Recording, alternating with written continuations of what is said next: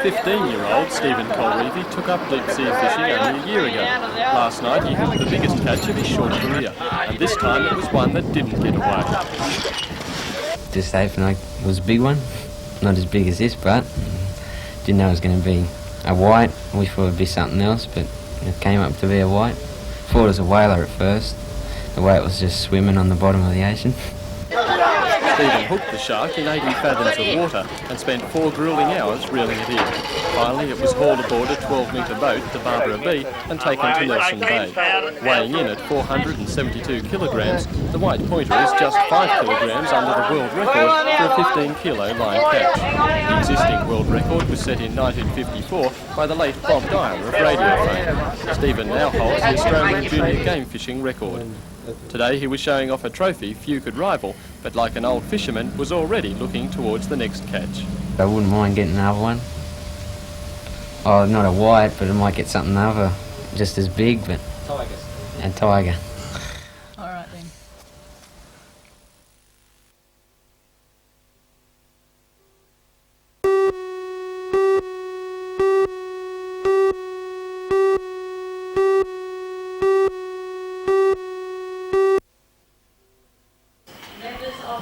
For the local branch of the Embroiderers Guild, today's presentation was a long-awaited occasion. In 1981, it was suggested that a design be drafted for an embroidered wall hanging of the city to mark Australia's bicentennial year. 7 years later, the idea had materialised as President Betty Drew presented the colourful hanging to Lord Mayor John Morton. Titled the Newcastle Embroidery, the intricate work depicts popular landmarks and features of the city and is accompanied by an embroidered plaque. Special guests at today's ceremony included State President of the Embroiderers Guild, Hilda Farquhar Smith, and former Lord Mayor Joy Cummings, who held office when the original design was brought before Council. Another special presentation was made by Hiroko Nakatani from Newcastle's Japanese sister city, Hubei. Congratulating Australia on its 200th birthday, Hiroko bestowed an arrangement of handmade arum lilies. The flowers are crafted from taffeta and velvet and will be proudly displayed in the Lord Mayor's reception room.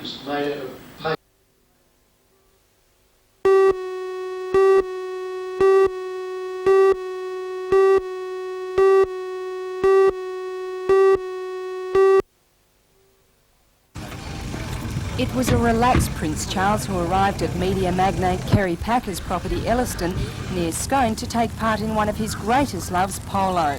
Unfortunately, Mr Packer was out of the country, so hosting the great event was left to his wife, Ros. After taking some nourishment and thoroughly checking his gear, the Prince was ready for action. The teams were virtually a who's who of Australian polo, and Prince Charles fitted in well. After a short warm-up, the game got underway with earnest. There's the ball right up on the 30-yard mark too. Jamie Packer, hard covered there by Prince Charles, gets the back shot too, sends it straight back, helps on its way by Elliston Road.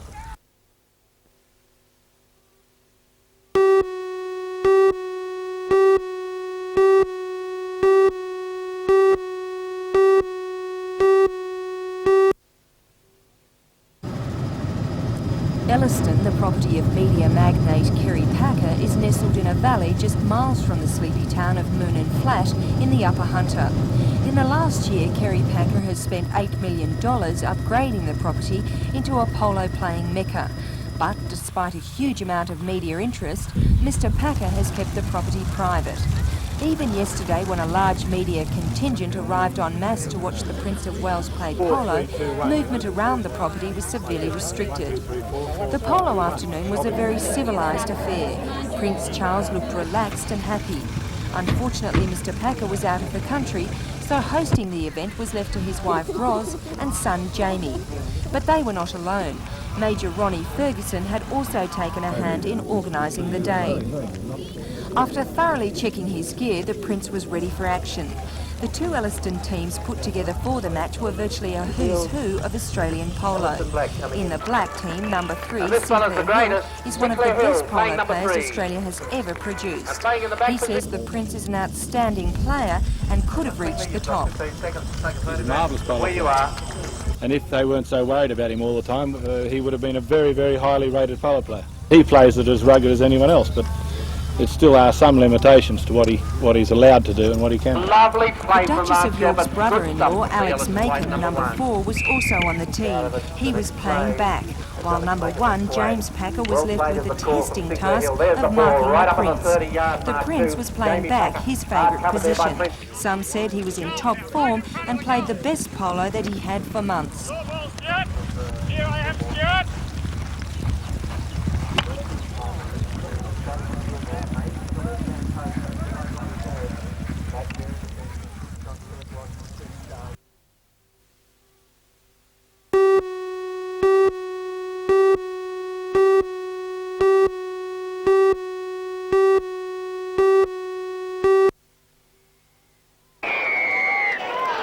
Late last year, the Newcastle Soccer Club announced it was in severe financial trouble.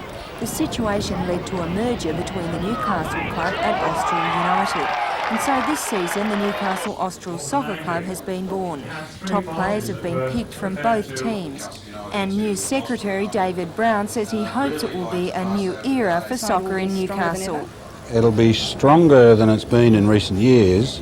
It won't be as strong as the old Newcastle United National League side, but we hope to build on it over the next couple of years. This year is the start of something new for this club and hopefully the resurgence of soccer in Newcastle. The club has decided to forego Austral's old purple colours and this season will be sporting a new look, Newcastle's colours green, brown and white.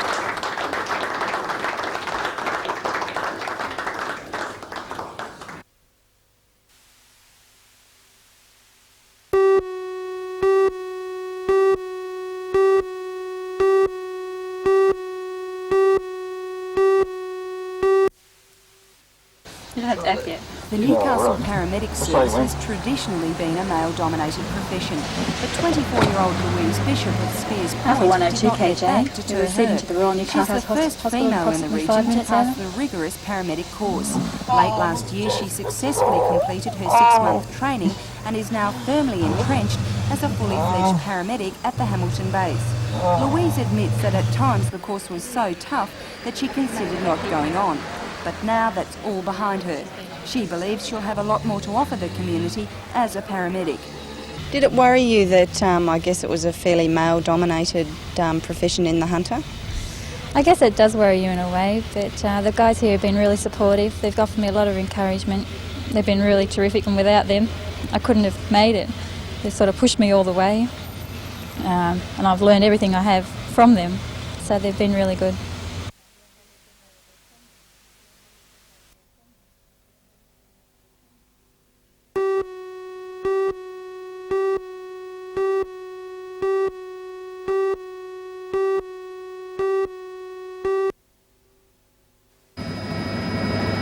Morisset Hospital plays a key role in the State Health Department's plans for the care of psychiatric patients in the Hunter. Over the next 5 years, about 400 residents of the hospital will be relocated to smaller halfway houses in communities throughout the district.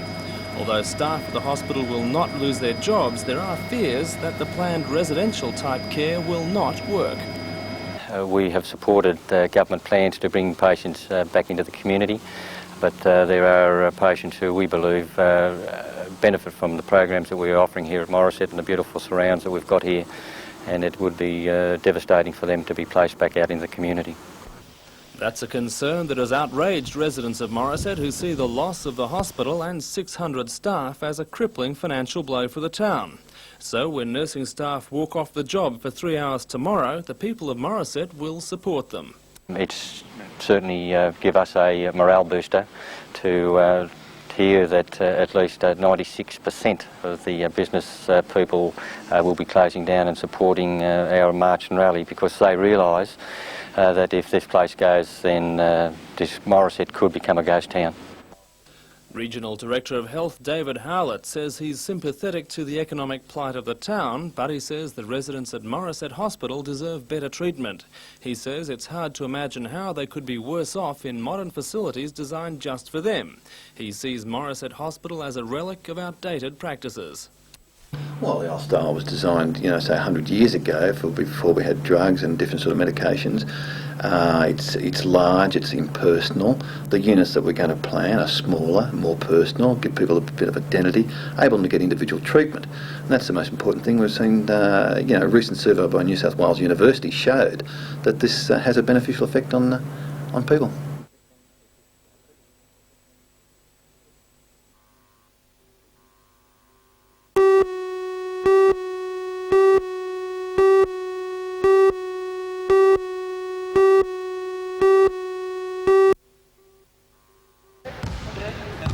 After a disastrous season last year, the Falcons have just completed what is believed to be the longest winning streak of away games in their history, culminating in a win over the Perth Wildcats in the Australian Basketball Classic.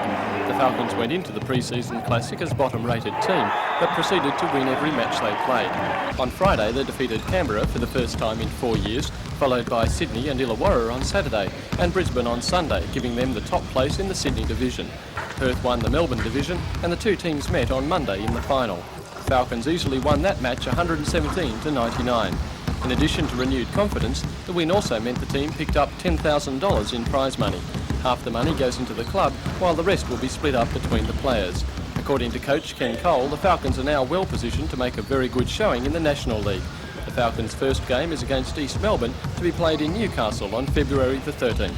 Everything's been pointing to the fact that we will be an exciting team this year, and I was hoping with the work that we've done that we'll be very competitive.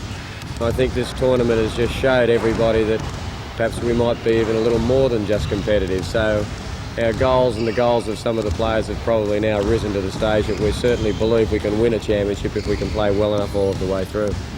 But it's such a dramatic rise from third.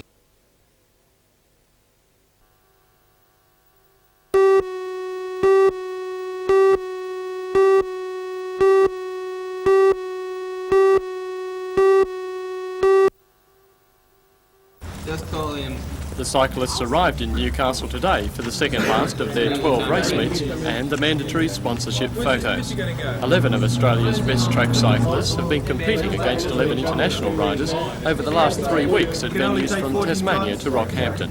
Organiser Phil Bates says the tour has been well supported by the public. Well, it's certainly been successful for the sport of cycling. The World Series has drawn a lot of people to the tracks, and we've seen some of the world-class cycling at venues that would never have seen world-class competition. The rest of the world team members have between them 104 national, Commonwealth, European and world titles. The Australian team also contains many world-class riders, and going into tonight's races leads by 114 points to 111. Captaining Australia is current World 1000 metre champion, 23-year-old Martin Vinicum. Martin is considered by many to be Australia's most certain chance of a gold medal at Seoul. With the Olympics now less than 7 months away, Martin says the series is invaluable. All the races from now to Seoul are very important, and this is a very sort of lax stage for me because it's 7 months until my world champion to the Olympic Games, and so I have to just try and keep interested, and this keeps me interested. Right, and how do you see your chances at Seoul? Well, you know, I wouldn't be going there for nothing, so I'm sure that I'll finish in the top 3.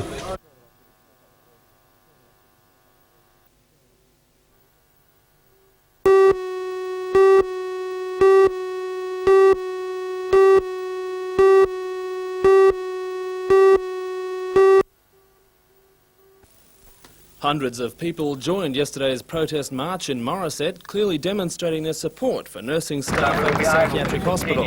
The protesters believe the closure of the hospital will not only sound the economic death knell for Morisset, but will also prove disastrous for the patients. A lot of these patients have been tried in the community before and they can't cope.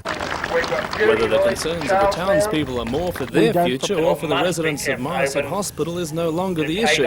Liberal Party candidates at the rally have taken up the cause with an election promise that Morisset would not be closed under their government, rather upgraded, pending a closer look at the Richmond report.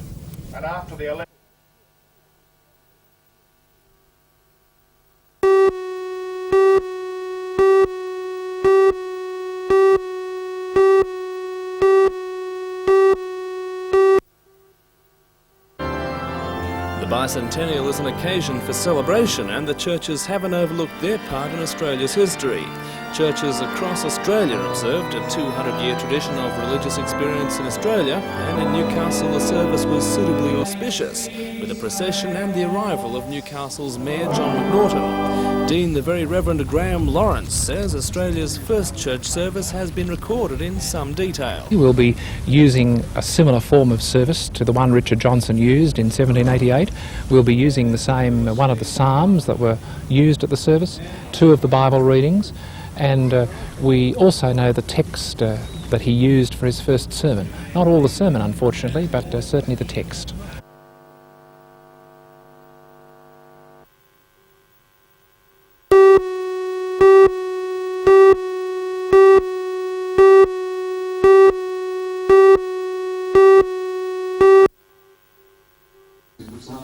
Entry into the championship is by invitation only, with this year's annual event featuring 32 of the nation's fastest 16-footers.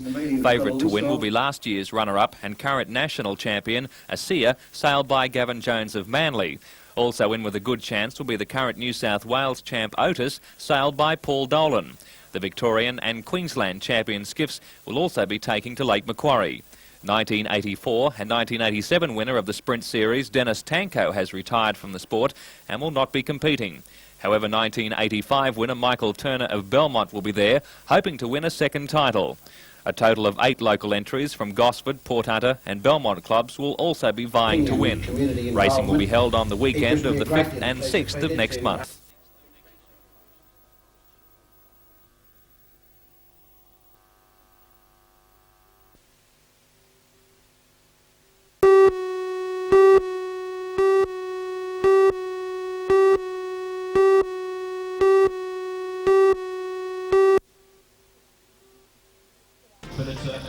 Good afternoon, I'm Helen Hughes. In tonight's news, a report on a meeting of miners at Singleton today from the Warkworth and BP Northern mines. Organisers called for a 48-hour stoppage to go ahead on Monday and Tuesday of next week in protest at the erosion of work conditions.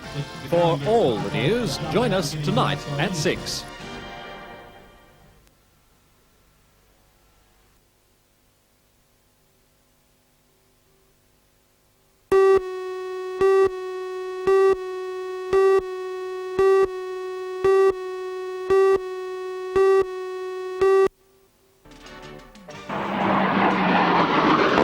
Department today accepted a new gunnery scoring system installed at Saltash Range after tests involving FA-8 teams firing 100 rounds a second. For all the news, join us tonight at 6.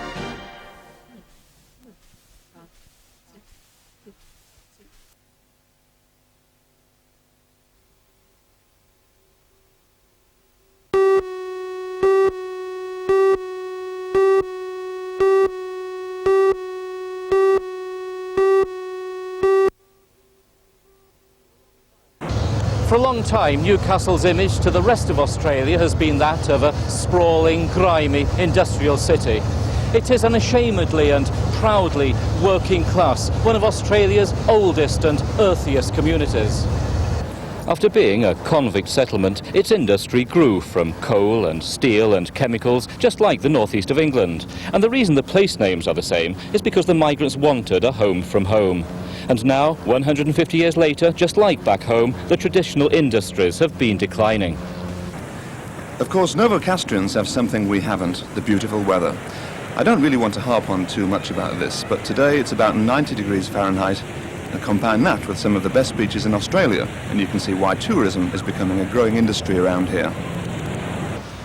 Just take a stroll around here, and it's hard to believe that when we were filming the tall ships in Sydney and told people we were moving north to Newcastle, they turned up their noses.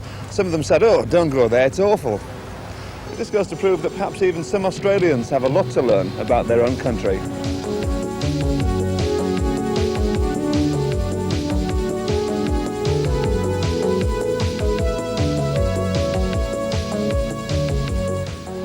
Yes, it could be Ropner Park in Stockton on a soggy Sunday. They have organised a game tonight. This is The Broad North East. Beach Soccer Club at Surfers Paradise on the Gold Coast. It hasn't rained like this in January for about 6 years. Naturally, they're blaming the Poms. I go back to England to see my parents and that, but I find it very, very hard to go back and live there. I can tell by your accent that you're a southerner. Oh, you must be bloody joking. From Gateshead, mate, from Gateshead. South of the town, you know.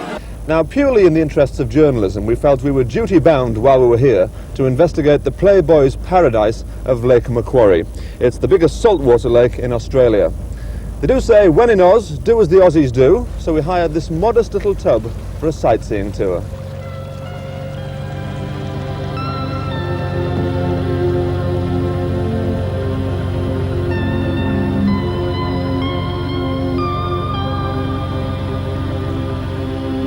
This area is unashamedly posh. Lakeside houses can cost anything up to £300,000. But remember, this is the not-so-yuppie Newcastle area. Anything similar in Sydney would cost near £1 million. Included in the price is your private jetty, perhaps a small stretch of beach, and unrestricted views of this marvellous waterway. Well, we couldn't come all this way without getting pictures of Australia's most famous animal, the kangaroo. And this little family group are just sitting quietly by the roadside. In fact, a lot of the vehicles around here have big bars at the front called hopper stoppers, which prevent a lot of damage in case some of these lot get adventurous and hop across the road at night. In fact, many of them do, and I'm afraid many of them die. Well, from an animal which is peculiar to Australia to an animal which is peculiar to England. A report from Peter Holland. How you going, mate? Hello. Can you say good night? I do say never work with animals. That's all we have time for tonight. I'll see you tomorrow night. Good night from me. Hello from him.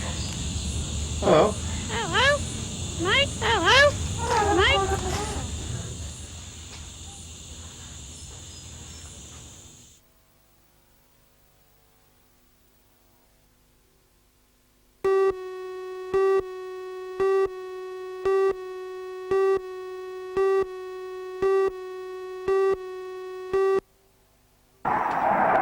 Fighter pilots from the RAAF base at Williamtown put the Super Dart Gunnery scoring system through its paces today. Flying FA-18 at 800 kilometres an hour, the pilots fired 100 rounds a second. At a distance with the naked eye, the site of the bullet's impact is seen only as a cloud of dust. But with the Super Dart system, a computer screen shows exactly where bullets have hit on the target. The computer also prints out a permanent record of hits. The Super Dart is only the second air-to-ground system of its type in the world. The first is in Indonesia. The system was designed by ATA training units. All bullets fired from aircraft are supersonic, so they create a sonic bang. The system has an array of microphones just in front of the target. These detect the sonic bang, and from the time of arrival of the sonic bang, they can work out exactly where the bullet is. The Super Dart will also be promoted overseas, in all Western countries and in the Middle East. Squadron leader Neil Bigger says the system will greatly help trainee pilots. Previous systems merely told the pilot if he hit or missed the target, whereas this system tells the pilot where he hit the target, and from that he can judge how to change his approach on the next pass. Meanwhile, increased flying allowances handed down yesterday by the Defence Force Remuneration Tribunal have received a mixed reaction. There's been a general increase of $2,000 a year, with a bonus for specially qualified pilots. The Defence Department hopes the increases will help stop pilots leaving. Wing Commander Ross Kelly hopes wages will again be reviewed later in the year. In the meantime, is the new package sufficient? Certainly when we're talking about a ceiling of $2,000, it's in today's workforce, probably that's not a very large amount. We're talking about people with significant skills here.